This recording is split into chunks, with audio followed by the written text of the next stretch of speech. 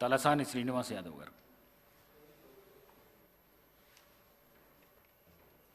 అధ్యక్ష, మీకు ప్రత్యేకించి ధన్యవాదాలు అధ్యక్ష.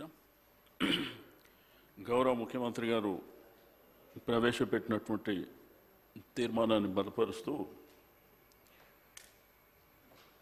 గౌరవ సోదరిమణి లాస్య నందిత గారు మరణించడం అనేది చాలా బాధాకరమైనటువంటి అంశం అధ్యక్ష.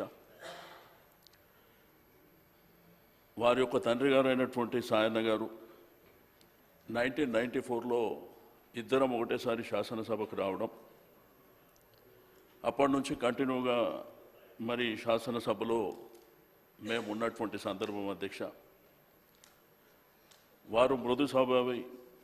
సాయన్న గారి జీవితం ఎట్లుందంటే అధ్యక్ష, కంటోన్మెంట్ అంటే సాయన్న, సాయన్న అంటే కంటోన్మెంట్ అనే విధంగా ఆ నియోజకవర్గానికి ఎనలేని సేవలు చేసి, వారి ఆరోగ్యం బాగలేకపోయినా కానీ, వారికి నడవనీక రాకపోయినా కానీ ఆ తపన, ఆవేదన, బాధ ఎప్పుడు ఆ ప్రజల మధ్యలో ఉండాలనేటువంటిది. అయితే అక్కడ ఉన్నటువంటి అనేకమైనటువంటి సమస్యల విషయంలో కూడా నిరంతరంగా పాటుపడుతున్నటువంటి వ్యక్తి అధ్యక్ష.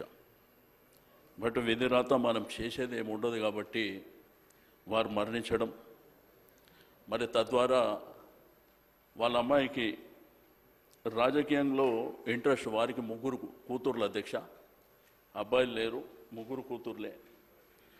వారు ఎప్పుడు కూడా సాయన్న గారి ఆరోగ్యం బాగాలేదు కాబట్టి నిరంతరంగా వారు వారింబడి ఉంటుండే. అంటే సెక్రటరీకి వచ్చినా, అధికారుల దగ్గరికి వెళ్ళినా, ప్రభుత్వం దగ్గరికి వచ్చినా, అదేవిధంగా ప్రజల దగ్గర పోయినా సపోర్ట్గా బిడ్డలు ఉంటుండే. బట్ 2016లో మరి వారి అమ్మాయికి కవాడిగూడ కార్పొరేటర్, ఎందుకంటే ఒకప్పుడు దోమలు కూడా అని ఉండే అధ్యక్ష ఆ డివిజన్.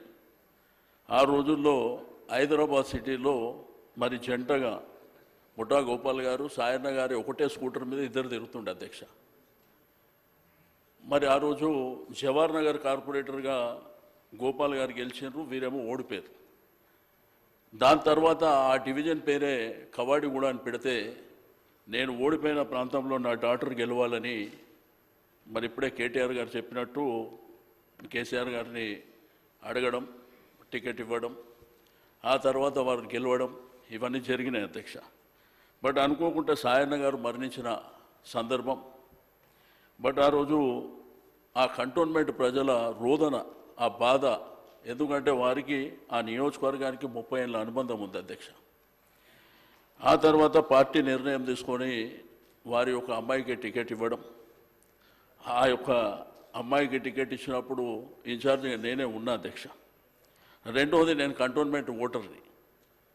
అంటే నేను ఇన్నిసార్లు 6 సార్లు గెలిచినా కానీ ఓటర్ కంటోన్మెంటే కాబట్టి అక్కడ నిరంతరంగా ఆ అమ్మాయి గెలుపు కోసం పార్టీ ఇచ్చిన ఆదేశాల అనుసారం నిరంతరం, అంటే ఒకవైపున నేను పోటీ చేస్తున్నా, రెండో వైపున అమ్మాయి పోటీ చేస్తున్నప్పటికీ మరి నేను ఆ 2 కాన్స్టిట్యున్సీలు కూడా చూసుకోవడం జరిగింది అధ్యక్ష. బట్ అన్ఫార్చునేట్ ఆ అమ్మాయి గెలిచి 2 మాసాల 20 రోజులు కొత్త ప్రభుత్వం వచ్చిన తర్వాత ఫస్ట్ శాసనసభలో అమ్మాయి ప్రమాణ స్వీకారం చేయడం, మొదటి శాసనసభలో ఇక్కడ ఉండడం మనందరికీ తెలిసిందే. బట్ అనుకోకుండా అర్లీ అవర్స్లో యాక్సిడెంట్, ఓఆర్ఆర్ మీద యాక్సిడెంట్ జరగడం. నాకు పొద్దున్నే కాల్ వచ్చింది అధ్యక్ష, ఇట్లా జరిగిందని. నేను వెంటనే వాళ్ళ సిస్టర్ నివేదిత ఫోన్ చేస్తే, ఆ అమ్మాయి అంకుల్ ఇట్లా జరిగింది అంకుల్ అని చెప్పినారు. వెంటనే హరీష్ రావు గారు ఆ సంగారెడ్డి హాస్పిటల్కు వెళ్ళి అవన్నీ కార్యక్రమాల దగ్గర అధ్యక్ష.